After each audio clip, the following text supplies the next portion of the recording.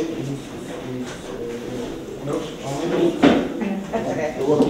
guys, so thanks so much for coming. We're really happy to see so many of you, and on the behalf of our house, Trampolinhuset, let's welcome Michaela Bendiksen from Refugees UnderGround.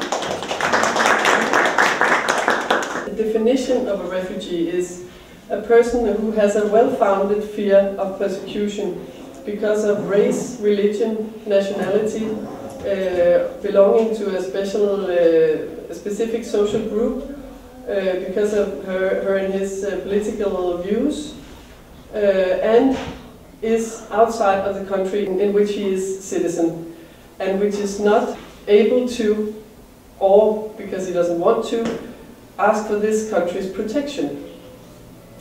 So you have to be in danger, and you have to be unable for some reason to get protection from your own country. To make guidelines and recommendations, because the situation is changing all the time, the UN has this Refugee High Commission who is constantly working on all countries in the world, trying to find out how is the situation, who is in danger in this country, and who is the most vulnerable groups in different countries, and who is in need of protection, how should other countries react to this. But it's not a law, it's not rules that countries have to follow, it's only recommendations.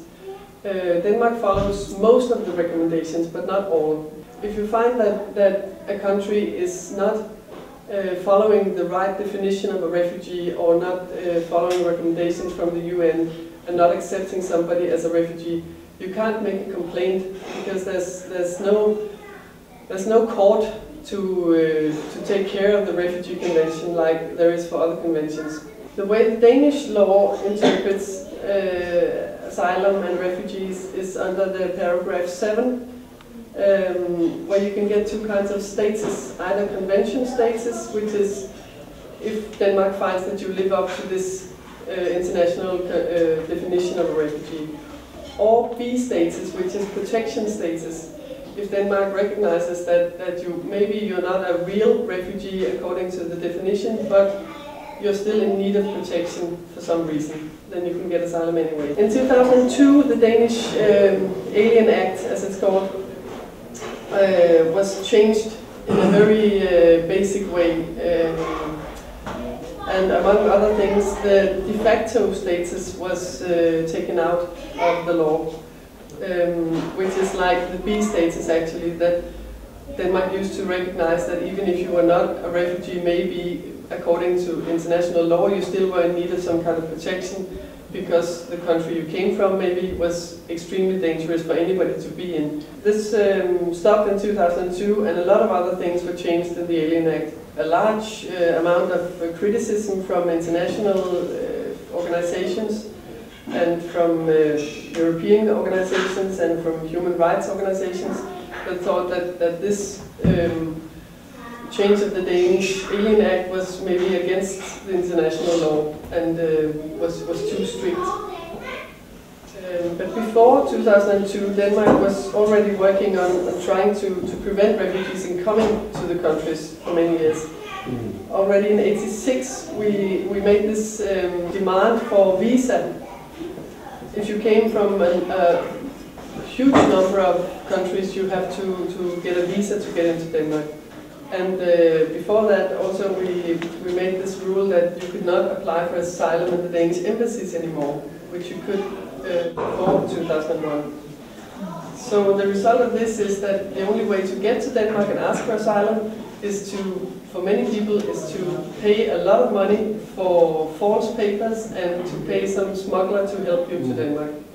Maybe the weakest and the most vulnerable refugees don't have any access to even come to Denmark and ask for asylum.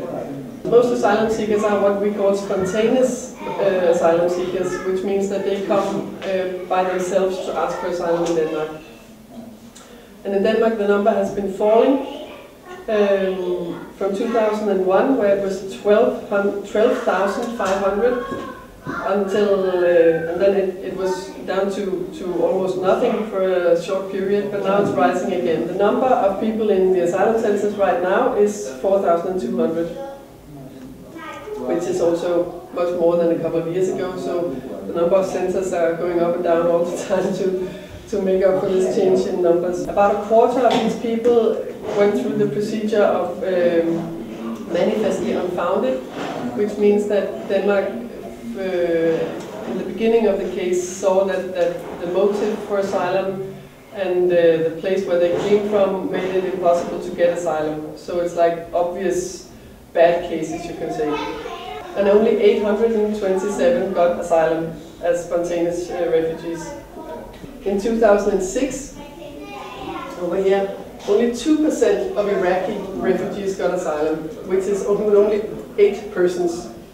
And this was a very bloody and very violent year in Iraq's war history.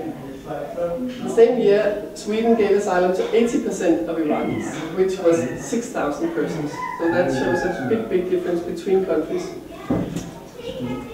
In 2009, Denmark recognized that Christian people in Iraq had a special problem, and that meant that over half of asylum seekers got asylum in that year. So maybe Denmark is getting wiser.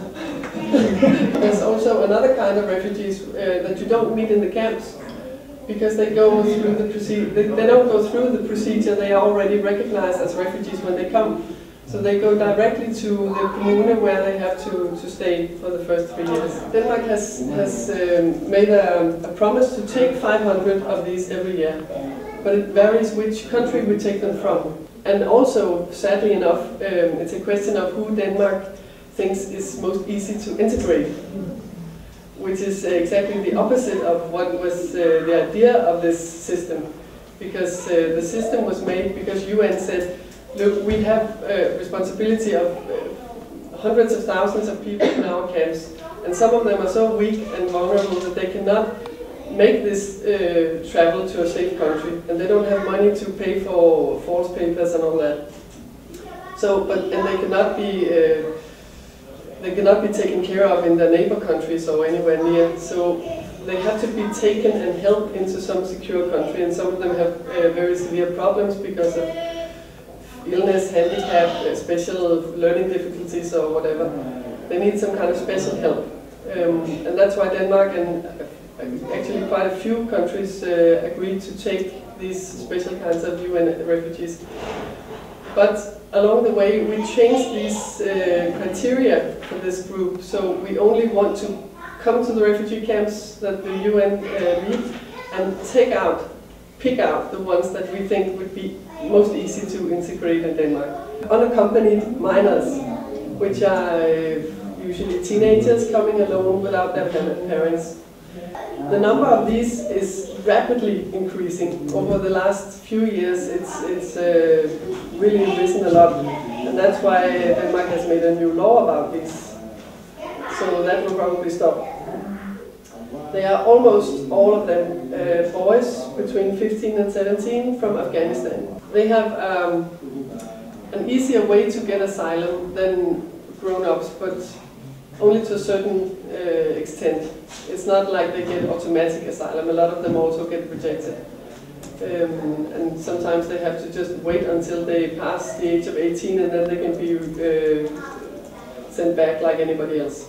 The number of humanitarian residence permits is very low. Very few people get it, and usually nobody gets it when they arrive. You get it after many years in the census when you have not been able to be sent back and you get very sick from something, and then in the end you end up getting this. But they also changed this law during the summer, so very few people will get that in the future. There's a special way of getting residence permit if you cooperate with the police about going back when you're rejected, but the police is not able to send you back. Even if they try and you cooperate, you say, okay, I want to go back, or I'll do my best, whatever you say, and the police is not able to get some kind of acceptance from your home country, then in the end you can end up getting a residence permit because they have not been able to send you out. But also very, very few people, like last year it was 6 people, so it's not something to hope for. And as a refugee you have the right to, if you get asylum, you have the right to bring your family here without problems usually, if you do it immediately and you told about your family in the interview and all that. So that's pretty easy usually. But the problem is if you are rejected asylum seeker and you marry somebody and you want to stay, that's very hard. Because you have to apply for this from your home country. So you have to go back and ask to be reunified in Denmark. And as a rejected asylum seeker, usually you don't want to go back, so that closes this option. Then there's residence permit, which is usually temporary only because of work or study. Last year there was 50,000 people coming to Denmark for work or study. But then again, you have to apply from your home country to get a permit before you come usually. Or you can apply when you are here on a visa stay. So as asylum seeker, it's not an option. And where do people come from? It varies a lot. But in Denmark, these countries have been more or less the same for the last couple of years. The numbers, there were more Iraqis for a few years ago, so the Iraqis were up here. But otherwise, these are some of the major countries where asylum seekers come to Denmark. The time of stay, on average, in 2009 was 500 days. So that's a long time compared to other countries. People stay in the Danish system for a long time. And that can be, this is the stay in asylum centers, so that can be, some of this time will be when you're waiting for your decision, and some of the time will be after your decision. And even if you get positive, it takes some time before you move into your commune and all that, so everything takes a lot of time. The major camps who are more or less always there is Sandholm, which you all know, I presume. Austrup, which is a big camp and has been there for many years. Auderød is an even bigger camp, but it's very new. Kongelunden is a special center for people who need special care, and they have a women's department. All these camps are for the unaccompanied minors, and these are smaller centers in Jylland and in the countryside. And you get moved between the centers a lot. It was even worse some years ago. Everybody was moved constantly. Now it's not that bad, but still. And this is the immigration service who decides which camp you stay in. And the Red Cross just has to do the actual moving, but they don't take the decision. When you arrive, usually you arrive to a police station or to Sandholm. You get a short interview with the police. They take your fingerprints, they take a photo of you, they make this white asylum card. They ask you about your way to Denmark and why you're asking for asylum. Then, quite shortly after, maybe only a couple of days later, you are asked to fill in a form, your background, facts about your life, your family, where you've been growing up, and also, of course, why you are asking for asylum. You write this in your own language, and it's translated later into Danish. This is very, very, very important in your case, what you have been writing, because it's just when you arrive, and it's in your own words, in your own language. So they take this as a very basic part of your case. What you have written there is very important, and it's they're going to refer to that all through the case. Before that, you don't get much information, so a lot of people make mistakes, of course. Tell lies or leave things out or explain things badly because they're confused and afraid. After that, a long period comes usually where nothing happens, because the police is usually working on the stop-in procedure. They're checking your fingerprints to find out if you have fingerprints in other countries. If you have that, they ask this country if they want to take your case, if they want to take you back. And that can take a long time, because all the countries don't want to take any more than they have to, so they wait as long as they can to reply. So it can take up to 6 months before you come to immigration service interview. This interview is also a very important part of your case. You could say these two is actually the basic of your case. This interview takes a whole day. It's personal, with one interviewer from immigration service and one translator. You are allowed to bring somebody with you to the interview, but nobody knows that. So it's very rare that you do that. To bring somebody with you to help you Like a to translate? No, you have a translator. But if you want somebody like a kind of lawyer or somebody who knows something about the system, you can bring them with you. Okay. Depends on how your case is and how you are as a person. Scared persons, they like to have somebody that they feel is their support and is there for you. And some people with a very complicated case and maybe they're afraid about facts in their story, they could have somebody to make them present all the facts in the right order and get everything explained straight and so on. But also it can create problems to have somebody with you, so it's not always a good idea. Yeah. The interviewer will write down what you say at the interview, but not word by word, only in headlines or in the most important things she or he will write down. There's some more advice about this actually in this. We made this little flyer in 8 different languages. It's for new people about this procedure and good advice about the interview and all this. After the interview, usually you get a letter after only about three weeks is the normal time, but it can take a little longer. And there you get an answer in this letter, if you got positive or you got negative. If you get negative, usually your case goes to the refugee board automatically. But in some cases, in about 1/4 of the cases, immigration service decides that there's so little substance in your case that they don't want to handle it, and they will not give you this right to appeal. Okay. But instead of that, they send you to a short interview with Danish Refugee Council, which is an NGO. Actually, the Immigration Service asks Dansk Flygtningehjælp, Danish Refugee Council, if they agree that this case is hopeless and would never have a chance here. They judge on basis of the decisions here, if there's a chance or if there's not a chance. This is excuse me, this one is the court, right? This is the court, yeah, okay. Which is not a real court, but almost. That's where you can appeal. Yeah. But if they agree that this case is totally hopeless and it would never pass this court, then you get rejected. You have a final decision here, you will not get through the court.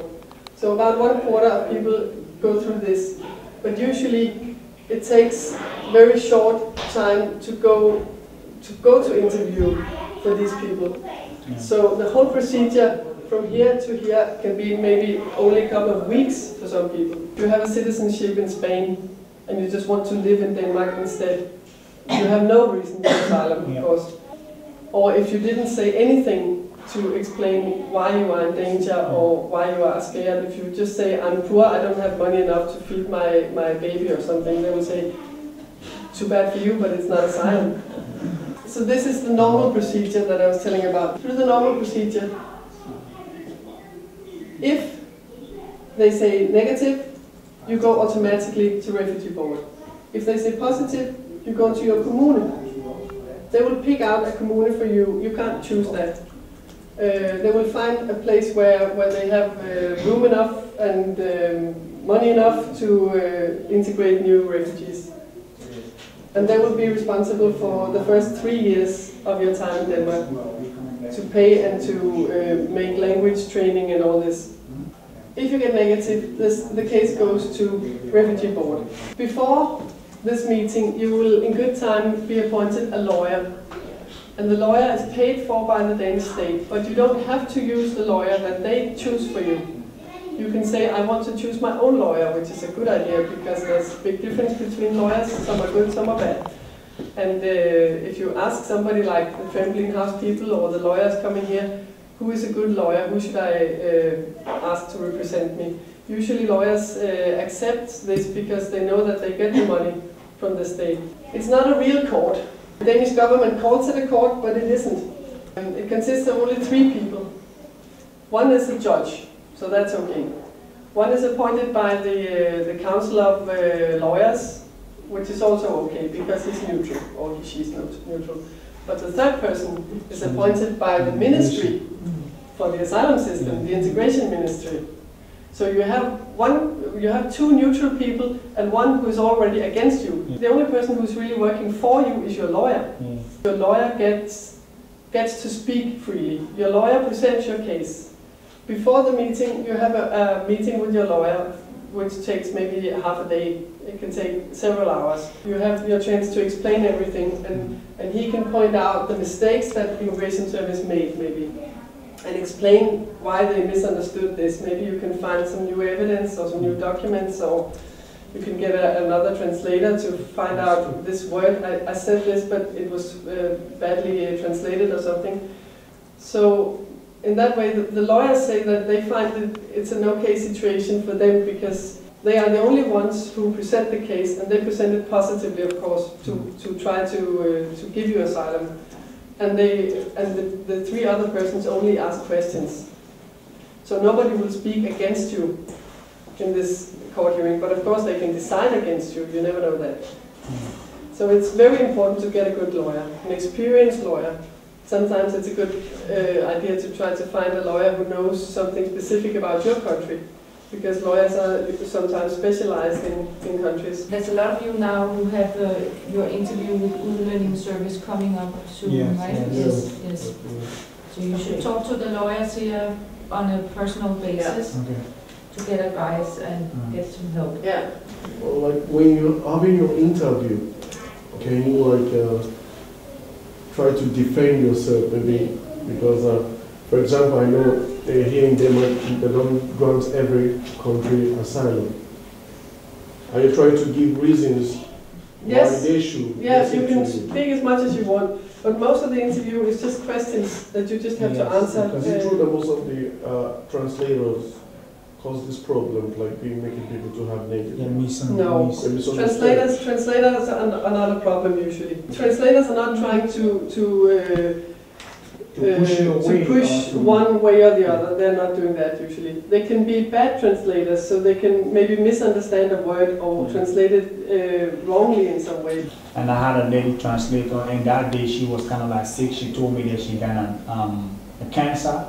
She cut off her hair, you know, she doesn't have hair on at all. She was having wig on, and after some time she was like stressed out. When I say something, she was the one to like tell, you know, translate what I said to the immigration officer. And then she was like telling me around and ask the lady what I said, trying to put her through, you know, because she's not getting it back. You know, so that's why he asked that kind of question. Is it not true that most of these immigrations, they speak English? Yes, but you don't know how well they speak English. Yes. And they don't have to speak very good English. It's not a demand for their education. So if you have an interviewer who's doing the interview by himself in English, and he speaks badly English, then you're very in danger. If you don't like the translator. A translator. There's no way. It's the rules. I think it's the rules. I can speak English more than my mother tongue. You know, but you can have an English translator. That's okay. Translated from English to Danish. Danish. From English to Danish. Yes, you can ask for that. Isn't it the case that the most people get negative if there is a difference between what was said at the police, what's in the asylum form, and the interview with the UnderGround service? There's two basic parts of the situation, you can say, and it's like half and half.